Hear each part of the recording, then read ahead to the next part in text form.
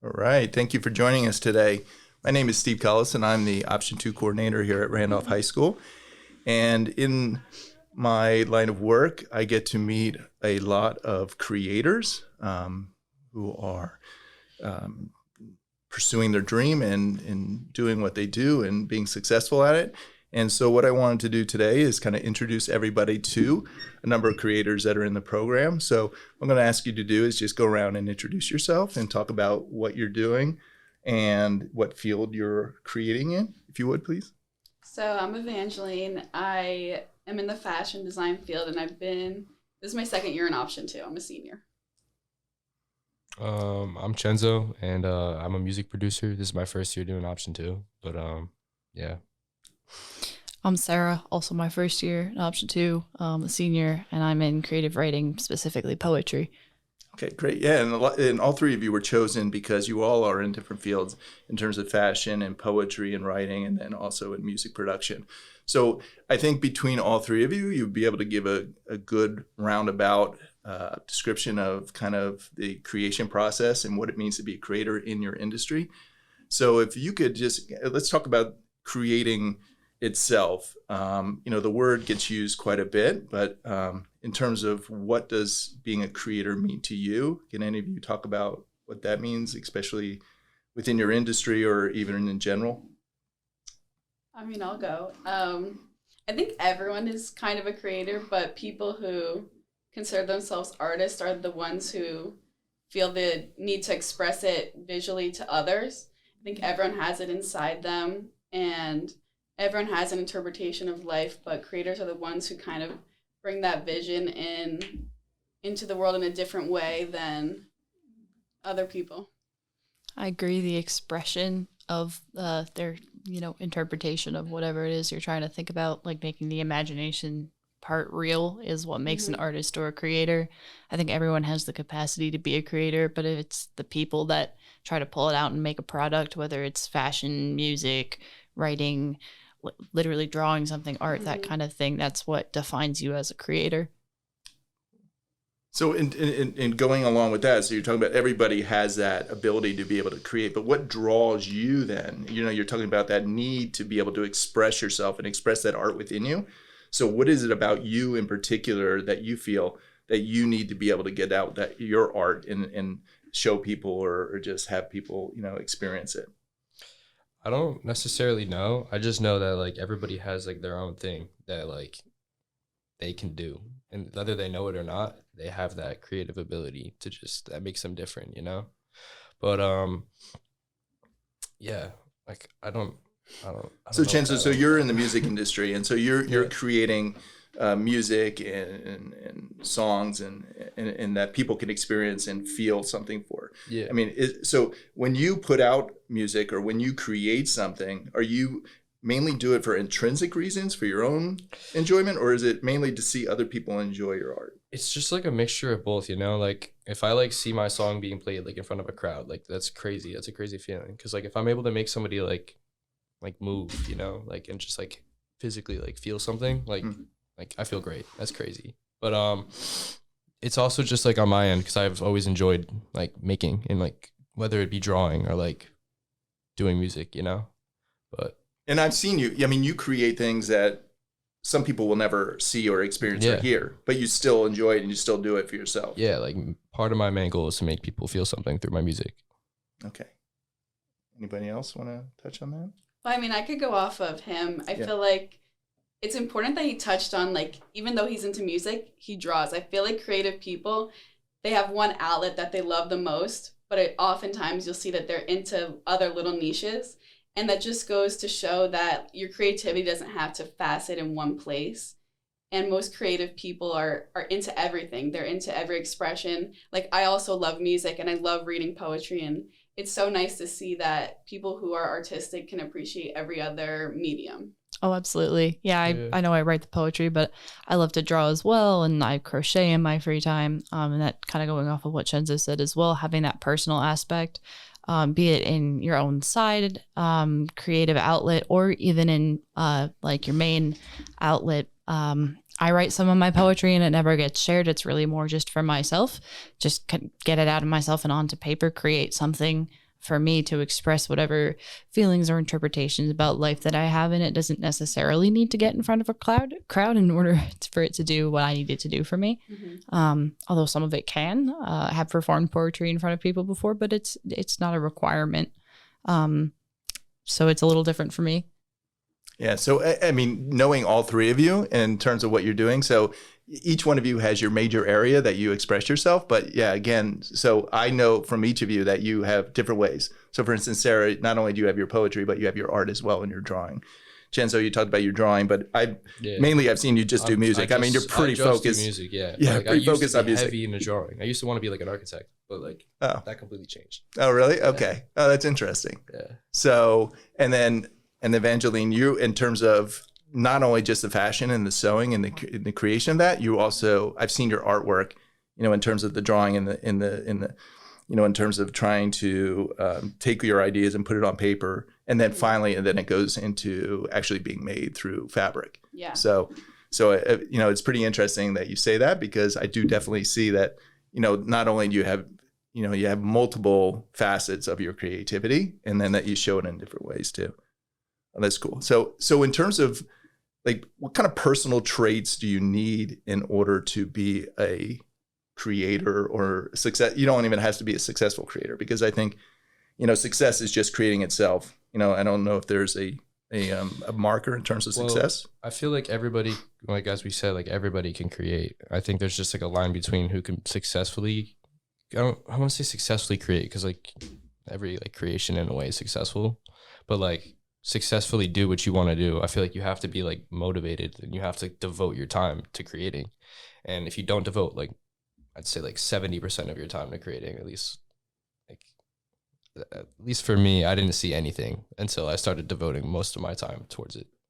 Yeah, it's all about passion, I feel like, because art is the one thing that doesn't have a numerical or quantitative value to assess success.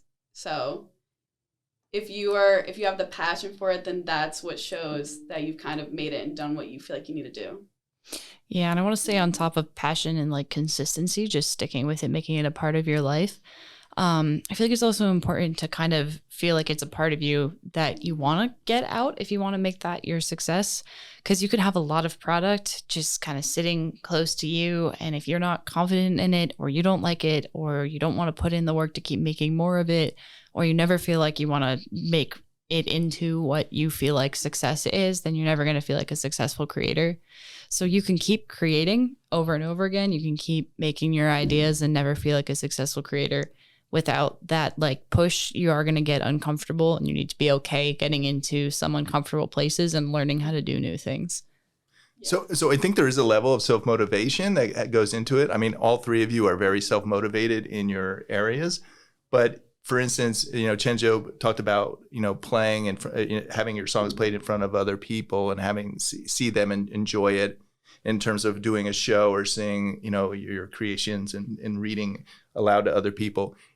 Do you need that sometimes during those low points where you're kind of feeling to yourself, hey, listen, I need to see something. I need to see some kind of effect of what my art is having on people in order to keep myself motivated? Or have you guys not reached that level yet? Or are you just so self-motivated you really don't feel like you need that at all? It really shouldn't be your only motivation. It's definitely not something to rely on.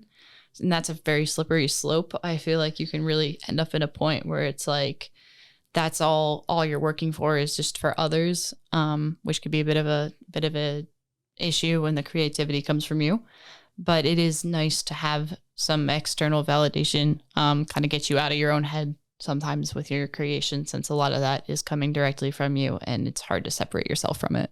Yeah, but like going to like the point where like, yeah, that shouldn't be your only like boost, Like, I feel like a main part of my motivation is doing this for my future and kind of not being stuck doing what I don't want to do. Like, I feel like this, if I had this as a job, like a full-time job, it wouldn't be a job at all. Like, I'd just be doing what I do on a day-to-day basis and just going about my day. I'd just be living and getting paid for a living. Like, and that's the dream, really, isn't it? And I don't want to be stuck, like, not doing that. So me working, like, if I like make beats for like 8 hours, that's worth it. Yeah, I sat inside all day, but whatever. I'm grinding. But I think that, in terms of receiving that feedback, I think it is important. There's peaks and valleys, I think, to every, journey through a creative process. And I think, and sometimes those peaks are really high and you're really going well. And then, during those valleys, I think you do need some kind of feedback or some kind of sign that people are appreciating what you're doing in order to do that. And that kind of goes to my next question: is it lonely being a creator in some ways? Because you can say to yourself that, I have a unique perspective or a unique way of doing it. But then also you want to make sure it's hard to find a community sometimes of people that are like you, that want to do the same things that you do. So is it lonely sometimes being a creator in that way? And how important is it to have a sort of community around you that kind of knows what you're going through and supports you and kind of, is traveling along the same road as you?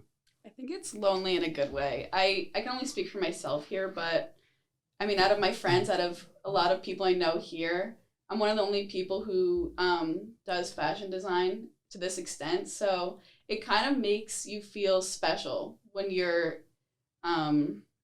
really into something that not everyone else is into, and having that individuality, like the loneliness, kind of helps you see how special you are compared to other people and what they like, and everyone's unique in their own way. So I guess being a creator and bring into what you're into specifically, it's a good thing to be separated from others. Yeah, bouncing off that, I feel like it's a good lonely feeling. And then, like, I don't know, I feel like I had to be lonely at one point to grind, and then like I just started like, like I can't do this anymore, and like I kind of had to like go out more and do things, even though like it took away time from creating. Like sometimes it's like good to just not. So by doing this, you're giving up time with your friends and doing other things in order to concentrate on your art in some ways. Sometimes, yeah, especially like nowadays, yeah, like now I have to like divide it how I want to, but I'm gonna bounce this to you. Cool. Yeah. With the writing, I feel like sometimes maybe for getting better like emotional responses or whatever in your writing, sure, being lonely is great. You can dig a little deeper into yourself. But I think on the overall, like having a community is really good. I found other poets, bounce work off each other. There are a lot of groups of people. I have a group of people that I can reach out to on the internet. We can critique each other's writing. That's really nice. And then there are communities of people that perform poetry that I've met some people from. That's very cool and fun to talk to. The part where that gets interesting and where the loneliness kind of becomes a bad thing is if you ever want to go into like actually working in the industry, which is something I'm still questioning whether or not I should actually pursue this as a career or just keep it as something, a creative hobby that I don't necessarily make any money off of, is because it becomes a lot of competition. That's the one thing about art is it is something very human that only people can make, but it's also incredibly, incredibly hard to make money off of it and make a job out of it. So the more people that have seen your work, that are other writers, that are involved with that kind of thing, the more competition essentially you have, or that you're sharing your ideas with, waiting to get published, that sort of thing, at least before your first publishing experience. I'm not sure. I mean, there's pros and cons to both, and a lot of writers do end up collaborating with other writers before their first work goes out. That's definitely recommended, but it can be a good thing and a bad thing. So yeah, it's strange how you get to that in terms of some ways, because in the beginning when you're first starting your art, you think of the whole field as something collaborative and supportive in some ways, right? And so that's what you kind of really need. And that's kind of where you're trying to get to, this whole community of supportive people that love the same thing that you do and are doing the same thing that you do. But sometimes when you get more successful, and I don't know if you guys have seen this in some cases, you get more successful a little bit, the people will get a little bit jealous of some of your success or some of your talents. And then all of a sudden, things change. And then the whole industry in itself turns a little bit more sour for you, perhaps. Yeah. Well, going back to having a community, the producer community honestly is pretty big, and like over the past like 2 years I have like so many friends just from this community. Like it's kind of weird, like if you really think about it. I have so many online friends, it's just crazy. But like Yeah, and the community is pretty big. So like if I was like lonely, I was like sitting in my room, like I had like a bunch of Discords full of like people doing the same thing I'm doing. Yeah. Can you imagine doing this like before social media, God, no. Yeah, right? no. Before all that, and being able to reach out to people. I mean, especially in terms of places that may be smaller or whatever the case is. You know, I think social media has changed things. I think it's so much easier to find people that love to do the things that you do and communicate with them and get support and get feedback from them too. Yeah, and the inspiration too. I get so much inspiration from people online who you would never see, like people in even different countries, different continents. You would have never seen their work or their creativity, which sparks something inside of you. And I think that's why social media is really special to creatives. Absolutely. At our age, we're exposed to so much more of the world, so much more of the world's issues. Like, not necessarily the world's issues, but the world's achievements, different people, even just from across the country that we wouldn't necessarily know. Like you were Different saying. ideas in general. Yeah. Yeah, different. You got so many e-friends, online friends, different ideas. You're not stuck to your town, your community, whatever people you can speak to, like directly. So that's really cool. Yeah, I think that, I mean, in some cases, social media gets negative, has a negative connotation.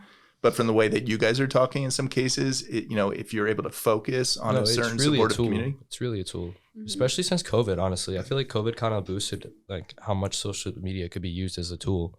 Because like everybody was kind of just like focusing on how can we make people more connected while we're all at home. So everybody came out with like video chats, all this type of stuff, all this type of communication, and now we have so much. Can you speak specifically about the music industry in terms of social media? Instagram's just used like normally, and like Discord for like video chats, and like you could collaborate on tracks like in Discord. You could share screens and stuff. So like stuff like that. That's what I'm talking about. But yeah, I feel like it's really advanced a lot in the last 2 years. And like I feel like for music, I'm not an expert or anything, but I know like TikTok, Instagram, it can take someone to like overnight to take them to the next level and make them a star. Like there's so many people who like put out a song on TikTok and then they become famous and they're at like Rolling Loud, Gov Ball doing. I have so many friends who have viral sounds and have just rode that wave and getting up. It's crazy. I mean, is that what everybody's looking for in some cases? Like a big viral moment like that? Or it's like I don't know. Cause like if the numbers on TikTok don't necessarily translate over to all the other platforms. Like let's say you get big on TikTok, you still have to like work to transfer that over to like streams on Spotify, streams on everywhere else. Like it's not just you blow up on TikTok and then you're good. Like, yeah, you're known a little bit more, but you're not set, Like I can have like 100,000 followers on TikTok and like have like 2,000 on Instagram. I almost want to say it sets you back too, because you could be like a one-hit wonder. Yeah, just like exactly. One thing goes viral and then that's it. And that's the only thing your name is tied to. Right. And it's hard to separate from that and like really establish yourself as an artist with longevity. Also not anything about my opinions personally. I just know from talking to several people and seeing some statistics within just the art community, specifically drawing, but I think this probably extends to music as well, is if you seem to do well on TikTok, depending on like who your viewer base is and stuff. I know in other platforms, if they see that you do well on TikTok, they might think less of you. I guess the platforms kind of look down upon, especially by older generations. Exactly. So I don't know, that could actually come around to bite you, I guess. See, like I was doing well on TikTok and then I didn't want to be known as a TikTok producer. Right. So I started using my connections from TikTok and like, just sending beats to my like people that I've met through TikTok. And then that's what I've just been doing since, and it's worked. But So it sounds to me like perhaps social media could be used as like a launching pad in some cases. Yeah, but definitely. But you don't want to find yourself pinched into a small little niche, right, that you can't get out of in some ways. Right? I wouldn't be in this seat right now if it wasn't for TikTok, I don't think.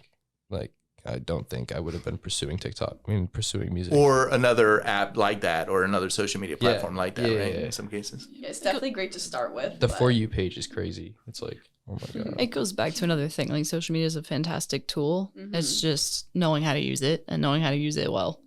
And Yeah. people are going to tell you it's not a good tool because they don't know how to use it. So, but for all of you, in terms of your creative efforts, you feel that social media is a necessary tool, though, in order for your industry, you feel?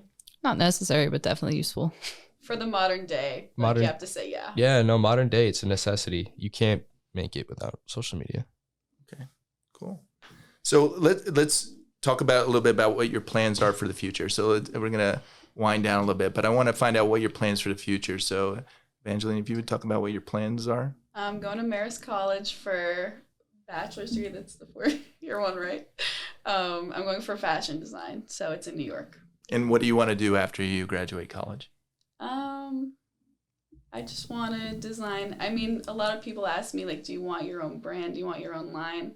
And to that, I would just say no. I just want to do what I love to do. I don't care if my name's attached or anything like that. I just truly love designing, and that's what I want to do. In any geographical area that? Oh, anywhere. I don't care. Anywhere. Yeah, no, I'm not picky. America, overseas, Milan, New York. Oh, sure. I'd love to go travel and do it everywhere, but Okay. I mean, anywhere doing it, I don't care. And who is your favorite creator in your field at this point? I wish you put this before so I can think about it. All right, come back to me. Come back to you. All right, Genzo, do you want to talk about what your plans are for the future? Yeah, I'm gonna go to CCM. I just plan on just going for business and just like doing college just because like I kind of have to. Like my mom really wants me to go, so I was just like, all right, whatever. I plan on getting enough money and like being rich enough to hopefully not do the 2 more years of college after. Okay. But if I'm not financially stable enough, then I'm gonna do the 2 more years of college. And so where do you see yourself in 5 to 10 years at this point? I see myself bouncing from like LA to Miami to New York, like just linking up with like different producers, different artists. So I don't want to like sit in one spot. I want to be constantly moving. Okay. And who do you look up to you in your field right now? Not necessarily my field, but like I look up to like different like fashion creators, like Rick Owens, like people like him, like really cool, like completely different people. Like it's insane. But in my field, like Pierre Bourne is like one of the like, I don't even know. Like he was like the vision for like what we have right now. All the older people right now are Googling their names right now because they don't know who it is. Like, Yeah. But that's good. We'll look it up and see. Okay, and Sarah, how about you? I'm going to Purdue University in Indiana. And I'm actually not gonna be studying anything literary. I'm actually studying botany, plant biology, environmental science, that kind of thing. But I do plan to keep on writing poetry, keep some kind of that kind of creativity in my life. And if I can, I want to keep creativity part of my learning, education, minoring maybe in some kind of graphic design or something like that, where I can either draw or write or something in my education, put something together with that. I'm not 100% sure where that leads. There's a lot of options, and a lot of the things I want to do aren't really jobs yet. A lot of them are related to things that we aren't really doing yet with the world that we'd kind of have to be doing to keep it sustainable. Make the environment less depressing, that kind of thing. So a lot of my poetry actually already relates to the environment, that kind of thing. I already talk about that a lot. I talk about the human parallels to the environment. So if you're gonna ask me who one of my favorite poets is, I know he's kind of old school, but Robert Frost follows a lot of my patterns. He talks a lot about human nature paralleling the environment. I pull a lot of inspiration from his poems. So that's that kind of thing. I'm a fan. Yeah. And I was going to mention that too, as someone who's read a lot of your work. It's a lot of it. It's environmentally, if not nature, it's nature based for the most part. Yeah. I'm really very focused on how much of a part of nature people are. Very interested in that. So in a way, I do get to kind of keep my creativity in my life moving forward. So that's great. Did you think about who you? You weren't even thinking while you were listening, were you? No, that's okay. I'm sorry. No problem. So in terms of just the last question, in terms of just to plug the program a little bit, maybe you guys could talk a little bit about how Option 2 has helped contribute to your journey in some way in terms of what you're pursuing. Oh, option 2 was great for me. So at our school, we only had fashion design for 1 year. There weren't enough people to fill the next year class. So my end of my sophomore year, I got in contact with Mr. Cullis, and we figured out what I could do to keep pursuing fashion design. So I started my junior year, and then I've done it all the way to the end of my senior year. And it's just been great for me to learn the value of self-motivation, because a lot of times, especially as an artist, the only person who can make yourself get to the finish line is you. Like, so it really taught me how to be dedicated and manage my time and figure out what I really want to work on. So it's great for people who are just self-motivated and really passionate about what they want to do. Yeah. I feel like it's really helped me a lot. Right now I have 2 option 2 periods, and one in the morning, one in the afternoon. I had Music Tech 1 and Music Tech 2. Those are like the only 2 music like based programs that like relate to me, you know? So yeah, I couldn't take any more music things. So I was just like, all right, let me just do option 2 instead of taking like a silly class that I'm not going to do anything with. Like, why don't I just devote more time to music, you know? Because I'm already making music at home. Like, might as well just do it here. So yeah, it's helped me a lot, and it's taken a lot of stress off me with school. I'm the exact opposite of you, Evangeline. I am only taking option 2 for the second semester of my senior year, kind of by accident. Actually, I was going to take a study hall. I was coming out of the first semester, took like basic metals.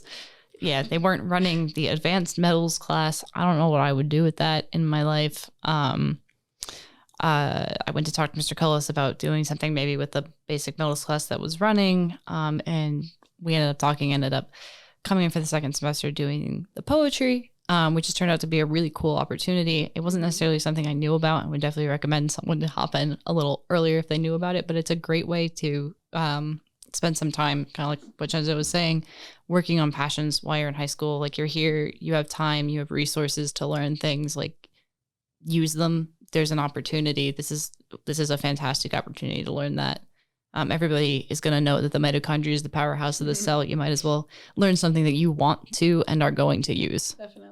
I'm glad you guys feel that way, because, you know, in terms of, you know, option 2, I see it as with people who love to do what they're doing, just like you 3, you know, getting a definitive amount of time per day to be able to concentrate on that, I think is important. And what I've learned from being with you, all 3 of you creators, is in terms of some creators like you guys, the best thing I could do is just get out of your way and let you go. You know what I mean? In some cases, I'm not bugging you too much, helping and being supportive when I can.